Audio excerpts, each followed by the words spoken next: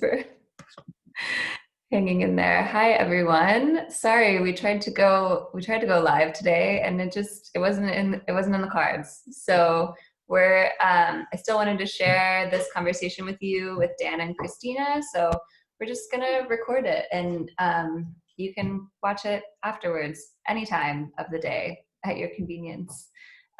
So thank you for joining us, Christina and Dan. Dan is the executive director of Goodwill of Northern Michigan. And Christina Barkel is a educator at Interlochen and the food equity specialist at Groundwork Center for Resilient Communities. So we invited Dan and Christina to join us today because every fall we celebrate our previous fiscal year. So our fiscal year runs July to June.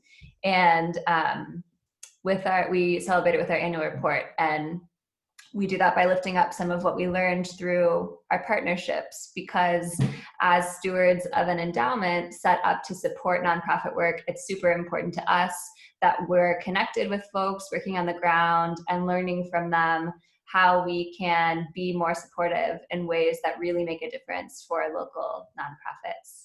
So I roped these folks in for our first ever Facebook Live interview and also their first ever Facebook Live experience. And no surprise that it's not live. It didn't work. But that's okay. We're just gonna have a chat. So, and Becky Ewing, our fearless leader, is here too to share her gratitude with Dan and Christina and reflect a little bit on the year. So I guess I'll start just by asking you, Becky, to share with us. Becky wrote a beautiful letter to kick off the report. And I wondered if you would share, Becky, some of what inspired your letter and some of what folks can see in the annual report. Right. So first of all, I want to shout out Tori because the annual report is her creation. And I think she's done just a fantastic job getting it online, and it flows really well. So if you haven't checked it out, I'd invite you to go check it out. There's a lot of great information there. So much happened this year. We all are dealing with the nexus of COVID and Black Lives Matter, and now we're looking at a presidential election. Of course, climate change is always hanging in the background. So as I wrote the letter, it just felt like there was a lot of heaviness that's just permeating where we are at this point in history, and also looking at, in a time of just huge upheaval and transformation and change, where are the opportunities? And really it is doing what we can with where we are and who else is there to work together to help create what the next iteration of our work will be, our community will be. And we know during this time that systems work is really important. COVID has laid bare a lot of inequities in our system, a lot of policies and programs and the systems that are in place aren't broken. They are designed to get the outcomes that we're getting currently. And what we know is those outcomes aren't good enough. They're heavily weighted against people of color, against people who have very little in the way of economic stability, and other people who are sort of at the fringes and feeling disengaged. So our work in the system space is one of, for me, for our organization, our staff, and hopefully our grantees, really is, we've been doing this work. We're getting ready to enter into our third year of funding for systems change work specifically, and then also making community assets available for everyone. And what we have found during this time of angst and disease and inequity becoming really apparent, is that we have some grantees who have been we're working in this way far before we ever came up with a grant making program. And for us to be informed by that on the ground perspective is, as Tori said, is just hugely important. So I'm really happy that Dan and Christina are here with us today, because they are such a shining example of the way people are working together in new ways as the system reveals itself and is laid bare. So thank you, Dan and Christina. Welcome, and I'm excited to hear what you are going to talk about today. Yeah, thank you both. And thanks, Becky, for that wonderful lead in. I'm excited to have both of you because I want to talk about some of your collaboration with the Northwest Food Coalition, but I want to start first hearing from Dan about what's been happening at Goodwill. Goodwill works with some of our neighbors who are most underserved by our current system, and you've been open and operating all throughout the pandemic. So Dan, what have your really essential programs looked like during COVID? Yeah, thank you, Tori. And I think, kind of adding on to what Becky said, that I don't think that COVID-19 necessarily brought anything to the forefront that wasn't already there, but it definitely revealed a lot of challenges and inequities into the system. I'll touch on a few of those that we kind of ran into.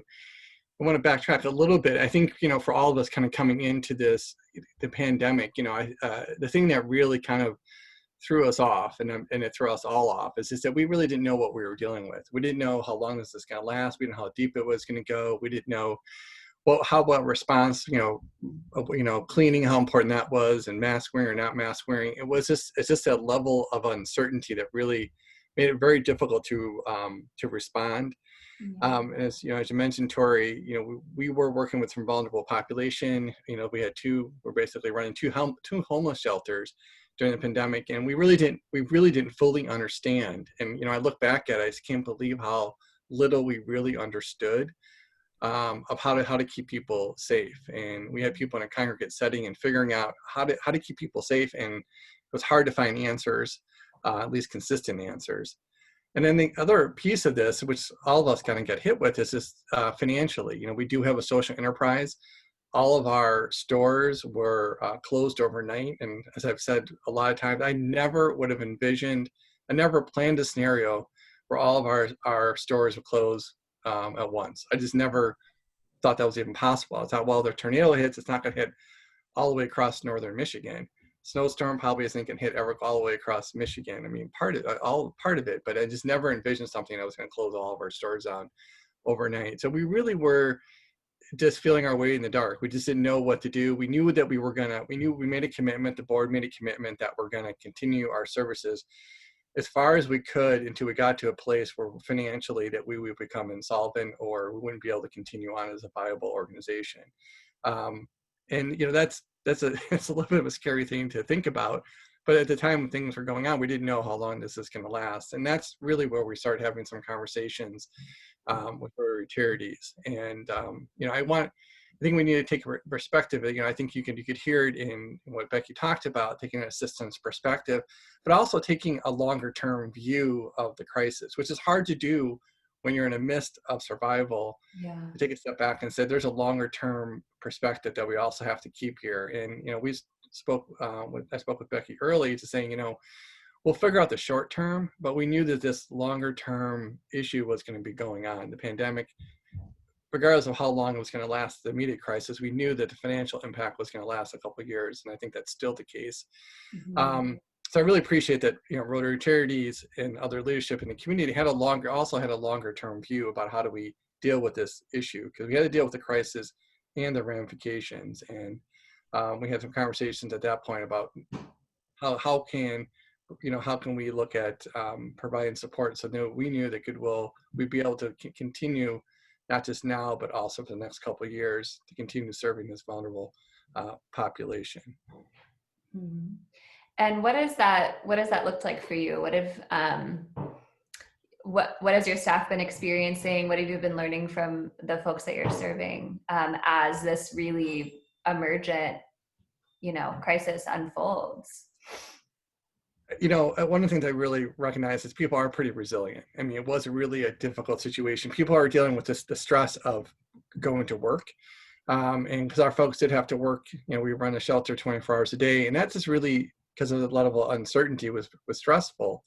And some folks had to choose not to be in that situation because they did have immunocompromised people in their family that would make sense. But people did step up, and we did have people who were able to help out, and the community really stepped up to saying that this is really important. I think someone said, don't waste a good crisis, that a lot of good things can come out of this as well. And you definitely saw people stepping up and helping and supporting financially and with their time. So that was a part that I was really impressed with. And employees really stepped. It was long days for at least the first 6 weeks where we're just kind of figuring out how to get things done. And people stepped up. And I was impressed by how the population of people experiencing homeless also stepped up. It's interesting. I didn't really, talking to Ryan about that. And he said, typically the focus tend to be more spread out. But during this time, they actually came together kind of like these social pods, which I think a lot of us did. A lot of their people had kind of created social groupings, bubbles. I guess they call it social bubbles.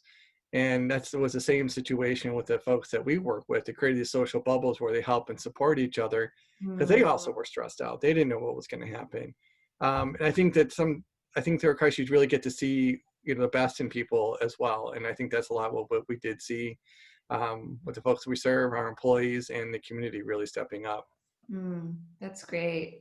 Rotary Charities was able to be just one part of helping Goodwill continue your essential work through our community investment program. And that was a new way that we were able to deploy some of our money in support of your mission. Becky, can you talk a little bit about the community investment program, kind of how it works and how your conversations with Goodwill began? Sure. The call from Dan, I've described it as being really heavy. This is a heavy lift. He's looking for over $1 million backstop. And we could give all of our grant funding this year to Goodwill and it still wouldn't have helped get them through. And so I have to shout out our colleague at Rotary Charities, Sakura Takano, who never says never. She went to town, and she is our director of community assets and also impact investing, which we've been doing for 4 years, but primarily through community development financing institutions. But we had this set aside that we weren't sure how we were going to invest. So this is not a grant. This is money that goes out in the form of a low interest loan to a nonprofit. And we partner with our investment manager and impact investing partner from the beginning, Northern Trust in Chicago, and they vet the deals for us. So this was a loan package that we were able to deploy to Goodwill, and we provided $250,000. And I think it's a 5-year loan, right, Dan? And then Northern Trust, because Goodwill is serving, underserved populations, they were able to come up with $2.75 million. So Goodwill received a $3 million loan to get them through this tough time. And, in talking to Dan, he was able to pay off the mortgages on the current buildings, the current mortgages on the buildings, and actually be able to recapture cash as a result of those loans and make them more sustainable through this time. So it was a really cool new way of us to take a risk and provide this funding. And I would say the connection to Northern Trust, because again, we still wouldn't have been able to help very much, but part of our connection capital is bringing other resources to the region that, weren't here previously. So. Yeah, and I just want to add on to, and honestly, it wasn't even on my radar screen, that solution that Rotary Charities connected us and with Sakura. I'm not a finance person, so I didn't even never would have occurred to me to look at a financial solution to the challenges we're facing, because we really were looking for the long-term viability solution, and that really gave us I think I kind of gave us a little bit of the confidence and strength and capacity to be able to kind of look for long-term solutions as we get through this, and the ability to kind of, and this is going to be the case for the next couple of years, to really lean in, and take a strategic approach to the work that we're doing, which would not, it wouldn't have been possible. We would have been so concerned about the day-to-day stuff that we wouldn't have been able to do that. So this combination of this financial solution, which again was totally not on, at least on my side, I had no idea that was the direction we were to go, really was brilliant. I mean, it was a great way to kind of provide that support that allowed us the long term. And then we just focused on getting our stores back up and going when that was a possibility, and the fundraising locally, and that allowed us to pull all that together. So I think we are going to lean into the next couple of years and really be focusing on working with folks experiencing homelessness and the food insecurity. And I know that Christina's going to talk a little bit more about that, but there are some really interesting things that the pandemic has kind of brought up. I mean, it's kind of like when, the ocean kind of gets all churns up everything and things come up from the bottom and wherever. I think we're going to see, we have seen new things, and we're going to continue to see new things. And the one example I'd like to give, just because it's so poignant is, telehealth. Right now you can use telehealth and you can bill for it.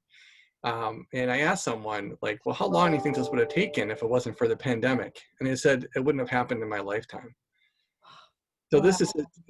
and that's just a really concrete example, but you see that across the board and everywhere. And, Christina actually has a great example as well. And I think there's a lot of opportunity in this pandemic that we really want to advantage and push on and ask. I think you're asking different questions, which is great. I mean, it's uncomfortable, I will say that. I wouldn't want to go through it again, despite all the good things coming out of it, but there are really good things that will come out of this. Yeah. We talk about in sort of the literature and conversations around systems change, looking for those moments where transformative change is possible and leveraging those times. So not to discount the gravity and the grief and the trauma of what's happening right now, but really using this opportunity to push for changes so that those folks who are, especially those folks who are most marginalized by the system, don't experience the disproportionate impacts that we're seeing. I think that's really wise. And I'm glad that you brought that up, Dan. And another thing that I'm appreciating is thinking about the social pods and thinking about how that relates to nonprofit work and philanthropy too, and how we are sort of binding together in our pods to come up with these solutions that we can only do together. Rotary Charities was only able Goodwill was only able to receive that kind of amount of money as a loan because we were able to bring in Northern Trust, and the work only happens with Goodwill's amazing folks on the ground and good thinking about how it all comes together. So yeah, organizations are creating these really creative solutions. And part of that too is the local food relief fund, which Goodwill is involved in through food rescue, and the Groundwork Center pulled together, I think it was in like 2.5 weeks. Is that right, Christina? Like just really quick thinking on that. Yeah, we, back in late March, when the pandemic was really starting to get real here in Michigan, a lot of Groundwork's typical programming was halted or delayed. And as a staff, we had a staff meeting and we were all just like, what are we gonna do? Like, we need to do something for our community. What are our resources? What are our skills? What is the need? And we had this big brainstorming session that ultimately resulted in the idea of the Local Food Relief Fund, which was a fundraising effort to raise money to purchase local food from our area farmers and food producers that we could then distribute to the food pantry partners in our regions. And so in just a couple of weeks, we set our initial fundraising goal to be $30,000, and we met that in a day. So we raised it to $50,000, and we met that in a few more days. And just incredible outpouring of support from the community. And we ultimately ended up raising $188,000 that we passed through 100% to our partners that we do our food access work with. So the Manna Food Project up in Harbor Springs, the Northwest Food Coalition here in Traverse City and in the 6-county region here, and Food Rescue of Goodwill. And what's your role been in that, Christina? Are you connecting with the farmers? Yeah, so I play the role of developing the farmer relationships on behalf of the Northwest Food Coalition. So they are a group of about 70 food pantries, baby pantries, and meal sites. And they've been around for 25 years, and they are really doing the on-the-ground work of food access in our region. And they are mostly volunteer-led and volunteer support. And so they really needed someone to facilitate the farmer relationships and the purchasing. And my background is in CSA vegetable farming. And so for the past 5 years previously, I was farming up in Leelanau County and have experienced farming downstate as well. So I was able to really help the coalition understand what is the seasonal flow of food in our region, what kind of prices and products can we expect at certain times, and how can we connect with farmers, because they, farmers work very hard and they work seasonal, and we have had very generous donations from farmers for a very long time, but selling to food pantries is often a new thing for farmers, and they just don't know necessarily how to get started doing that. And so my role is to really kind of pull all the pieces together, get everybody in the same room and talking and figuring out how we would make this work. Yeah, it's such an amazing win-win to be able to drive business to small farmers in this time where it was like March and folks are planting and planning and looking forward to a really uncertain season. Will the farmers market happen? Will restaurants open and buy our produce? So this solution, you're able to drive money to farmers and also get that really high quality, nutrient dense food to pantries that pantries need. So Yeah. how has it been going? Oh, it's been going really well. I really resonated with both Becky and Dan talking about how uncertain everything was back in March. We really felt that on both sides. From the farmers' point of view, their markets were getting canceled. All the restaurants were closed. They're planting, and they don't know if what they're planting is going to go anywhere when it's done growing. And on the same side, the people who are running these food pantries, they don't know how many people are going to show up and through their doors, as more and more people are losing work and losing income. And so something that I heard from the farmers over and over was how grateful they were that we had a sure sale, or they had a sure sale through us, so that they could know that someone was going to be buying their food, because they were just getting these orders canceled day after day. And yeah, it's been going well. We've been purchasing, between the Manna Food Project and the Northwest Food Coalition, we've purchased around, let me look at my notes, total $70,000 worth of produce so far for about 40,000 pounds of food. And we expect to spend all of the local food relief money by December 31st.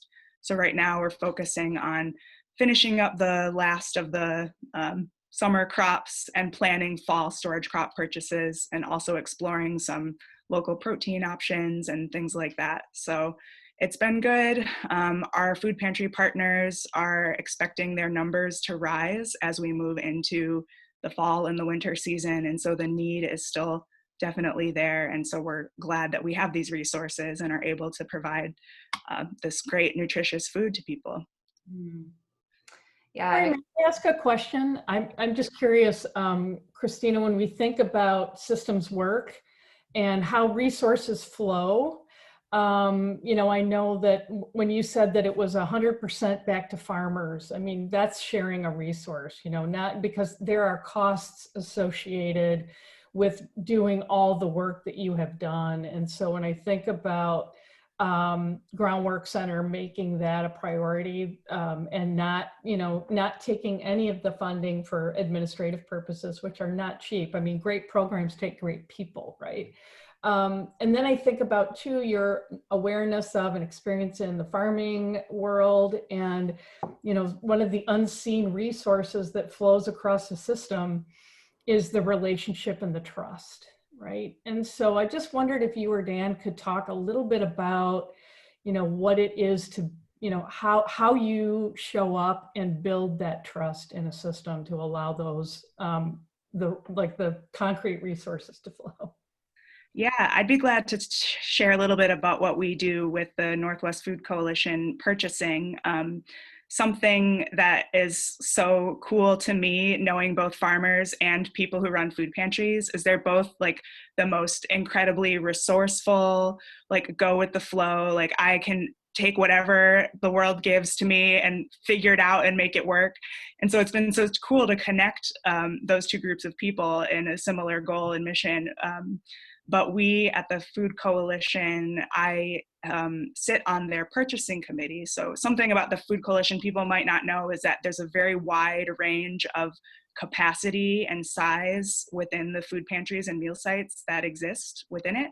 So for example, you have large pantries like Father Fred in Traverse City, or Leelanau Christian Neighbors, that see a lot of folks every day, have a lot of access to resources, are able to store and distribute large amounts of fresh produce. And then you have other pantries that are in a church basement and they're open for 4 hours every third Thursday of the month. And you know, if no one takes the sweet corn or the watermelon, then they like don't have anywhere to put it or store it.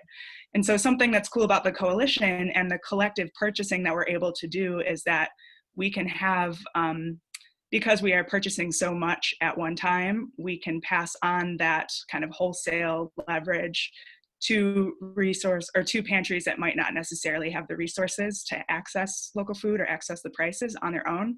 That's super cool.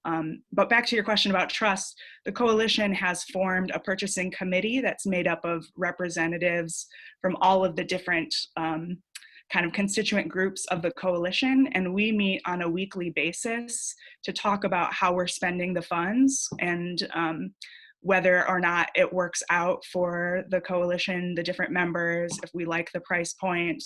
And that conversation has really informed me in my purchasing and my relationship with the farmers, because you can make purchasing plans, but especially in local food systems, things don't always go according to plan. And so the farmers know that we want to be able to purchase what we can, but we have to purchase what works for the food pantries, right? And so just that continual dialogue and making sure that everyone has a voice and feels heard and just coming to consensus around discussions, that has been really important as we kind of navigate how these physical resources are being used. Yeah, and I would echo Christina's comments. I think we also benefit from kind of building up to this moment. Like, you know, as I think Tori mentioned earlier, we couldn't necessarily pick this moment. And again, I wouldn't want to create it again, but it did allow us to build on some things that had been happening prior to this moment. So we have been working closer together between Food Rescue and between the partners in the coalition around the food hub. And that was something that Rotary supported a couple of years ago that we're actually finishing up in February. That kind of practice of working through how to make decisions and developing governance and how do you make decisions for such a diverse body. There has been kind of a loose affiliation, and they really have, and as I've talked about this a lot, they really have stepped up. They really have kind of matured in terms of how they move through things, make decisions, and coordinate, and which is hard to do when you're talking about a large region. And and Christina mentioned, they're volunteers. Some are small, some are large, but yet they still have to make decisions together and be able to do it in a way that everyone feels good about. And so it's impressive that they ramped up, they leaned in and took the challenge, and this worked really well.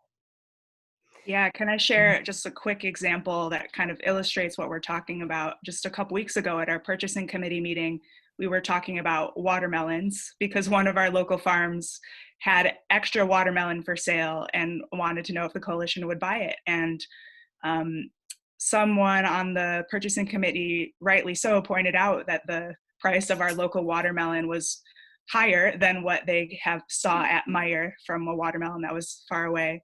And so she didn't feel like she could, vote yes in favor of this. But it spurred a really great discussion. Someone else pointed out, well, these local produce items, this watermelon is much more nutritious, it's much more flavorful, and the people that I serve in my pantry would never be able to purchase this on their own. But because we're doing this purchasing, they have access to this product that's more nutritious, it's healthier, it tastes better, it's encouraging them to eat this local food. And so that's why we're doing this. And, eventually we approved the purchase of this watermelon, but it's really that dialogue, that discussion of having all the people in the room who are trying to steward these resources in the most conscientious way, to be able to talk about things and really dive deep into how it all works. That was a really beautiful outcome. That's great. And a lower carbon footprint, that watermelon. Yeah. Absolutely. That's great. That's a great example. Thank you for sharing that. Yeah, thanks for a great question, Becky. And thank you all for hanging in with me through the technical difficulties. I so appreciate hearing about the work that you've been able to be a part of during the pandemic. We're so grateful for the work that you do for our neighbors, and it's really interesting to hear how you make it happen together. So let's keep the conversation going. I would love to share more stories and resources for other change makers from what the Northwest Food Coalition has learned, and we'll continue to keep folks posted on your work. So thanks for joining me. Thanks, Tori. Thanks, Dan. Thanks, Christina. Thank you for having us. Yep. Bye.